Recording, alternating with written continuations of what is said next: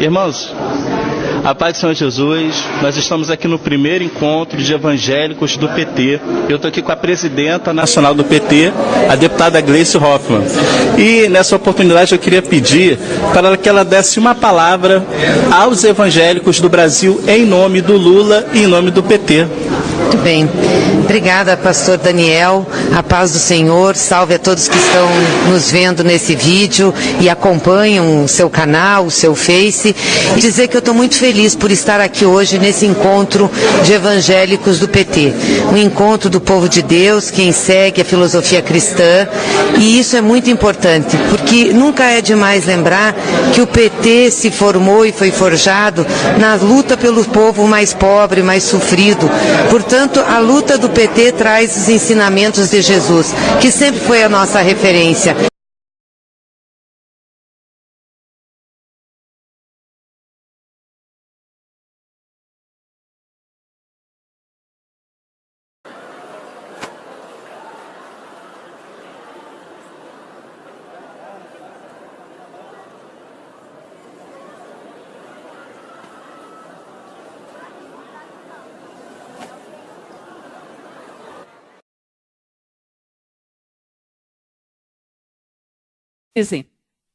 Defender a família patriarcal é defender a sociedade de classe. Porque se destrói a família patriarcal, se destrói a propriedade e se destrói a própria sociedade de classe, remontando a análise de Engels da história, da origem da sociedade, do Estado, da propriedade da família. E aí se destrói, se constrói uma anarquia. E essa anarquia vai invadir e enfrentar a ordem e os tabus. Por isso será uma sociedade incestuosa. Aí se constrói uma discussão que a partir da família patriarcal, da eliminação da família patriarcal, nós construímos uma sociedade incestuosa. Porque penso eu, porque demorei para entender isso, penso eu que há uma discussão de que, como eu nos tabus mais universais, o tabu do incesto, se eu construo a anarquia e eu destruo a ordem, eu também vou destruir um dos tabus mais universais da humanidade, que é o tabu do incesto. E vão construindo a concepção de ideologia de gênero.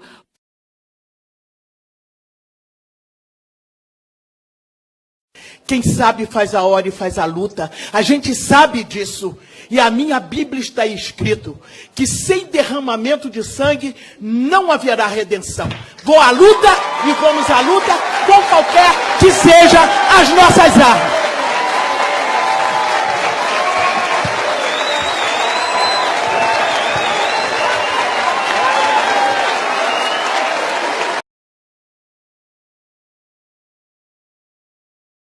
A data de 10 anos da morte do ex-prefeito de Santo André, Celso Daniel, traz de volta à cena um dos personagens mais influentes do governo federal. O secretário-geral da presidência, Gilberto Carvalho. O promotor que acompanhou o caso afirma que o ministro estava envolvido no esquema de desvio de dinheiro da prefeitura da cidade. Na época da morte de Celso Daniel, Gilberto Carvalho era secretário de governo e amigo pessoal do ex-prefeito. O crime, que 10 anos depois continua um mistério, foi tratado pela polícia como comum. Mas os irmãos do ex-prefeito e promotores sustentam que não foi apenas um sequestro seguido de morte, mas sim um crime encomendado. Celso Daniel teria descoberto desvio do dinheiro recolhido pelo esquema de arrecadação de verbas para o partido. Existe uma ação civil pública em andamento, que Gilberto Carvalho ele é réu, porque há notícias nos autos que o Gilberto de Carvalho faria o transporte do dinheiro arrecadado pelo esquema de corrupção em Santo André para a sede do Partido dos Trabalhadores. Num só transporte, ele levou R$1.200.000 para financiamento de campanha. Nessas gravações, Gilberto Carvalho estaria orientando Sérgio Gomes da Silva, o Sombra. Ele estava com Celso Daniel no momento do crime e se tornou o principal suspeito pela morte do ex-prefeito. Eu vou agora, marcamos umas 3 horas na casa da DC, vamos ter uma conversa. Vamos conversar um pouco sobre a nossa tática essa semana, né? Porque nós vamos ter que ir para contra-ofensiva. Eu vou falar com os meus advogados amanhã. A ideia é colocar essa investigação sob suspensão jurídica. Arrumar um jeito de Acho que esse é um bom caminho. Sombra e Celso Daniel eram amigos. No dia do assassinato, eles tinham acabado de sair de um restaurante quando teriam sido abordados pelos bandidos. O ex-prefeito foi encontrado 2 dias depois com 8 tiros e marcas de tortura. Outro diálogo entre Gilberto Carvalho e o ex-deputado Luiz Eduardo Greenhalgh mostra uma suposta preocupação com o depoimento de um dos irmãos de Celso Daniel. Olha, deixa eu te falar. Oi. Eu tenho que ir. Está chegando a hora do João Francisco depor. E antes do depoimento, quero conversar com você para ele não destilar ressentimentos lá, entendeu? Pelo amor de Deus, isso vai ser fundamental. Tá. Tem que preparar bem isso aí, cara. Que dá mais... Tá, tudo bem. O ex-juiz João Carlos da Rocha Matos, preso por vender sentenças, ouviu as gravações, mas como eram ilegais, teria mandado destruí-las. Depois revelou que os diálogos eram comprometedores, como mostra esta reportagem do Domingo Espetacular, de setembro de 2005. Não há mínima preocupação com a figura da vítima desse bárbaro crime, e sim em botar panos quentes na situação e encobrir atos de corrupção ocorridos em Santo André. De quem especificamente? Do Gilberto Carvalho? Gilberto Carvalho, de esconder provas diante das notícias do que poderia acontecer se a morte do Celso Daniel fosse investigada.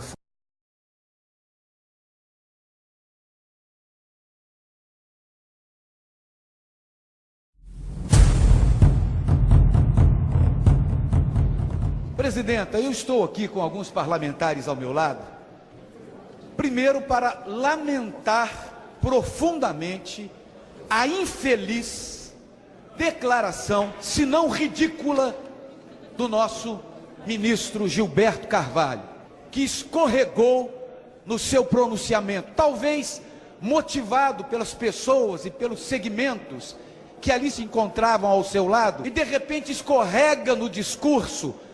Ele sim, com um pronunciamento retrógrado, discriminatório. Esse governo que fala tanto em discriminação, vem agora um ministro do governo tomar uma posição de discriminação em relação aos evangélicos, chamando os evangélicos de retrógrados, dizendo que a lei do aborto não é aprovada por causa dos evangélicos. Não é a lei do aborto, é a lei do assassinato de crianças que não podem se defender. E vir dizer que os pastores alcançam a classe C e fazem a cabeça da classe C, e que ele está fazendo, e que o governo agora prepara um movimento para que possa alcançar a classe C e outras classes mais, para poder chegar a essas classes num contraponto aos evangélicos. Qual é o crime cometido pelos evangélicos? Se não de tirar drogados das ruas, de tirar prostitutas das ruas, se não de fazer o serviço que o governo não faz na recuperação de pessoas, sem gastar um tostão do governo. Enquanto o governo envia dinheiro para a marcha gay, não envia um tostão sequer para a marcha para Jesus. Onde é que nós estamos? Eu estou num país livre. Eu estou num país livre. Eu estou num país livre. Eu estou num estado laico, onde não pode haver por parte do governo esse tipo de posicionamento, porque ele está em descompasso com a história do Brasil, com a história dos evangélicos no Brasil, com a história de um povo que não é retrógrado, de um povo que tem artes, que tem cultura, que tem música, que tem livros, que tem poesia, que tem conjuntos corais, que tem acampamentos, que tem escolas, que tem creches, que tem ONGs, que tem OCIPs, que tem universidades no Brasil. Não está falando com um povo qualquer, ele fala com mais de 50 milhões de brasileiros. Ele fala com mais de 50 milhões de brasileiros. Depois, na hora, vai lá pedir voto para dizer: não, votem em conosco, porque nós não vamos tomar posicionamentos discriminatórios contra essas pessoas. Lamento profundamente essa atitude. Externo aqui o meu lamento o meu protesto.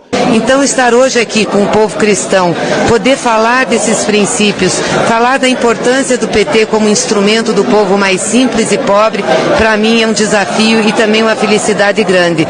E saber que nós temos irmãos e irmãs na militância do partido que concordam com as nossas ideias de prosperidade, de amor, de respeito e que estão na luta juntos para a gente construir um Brasil melhor.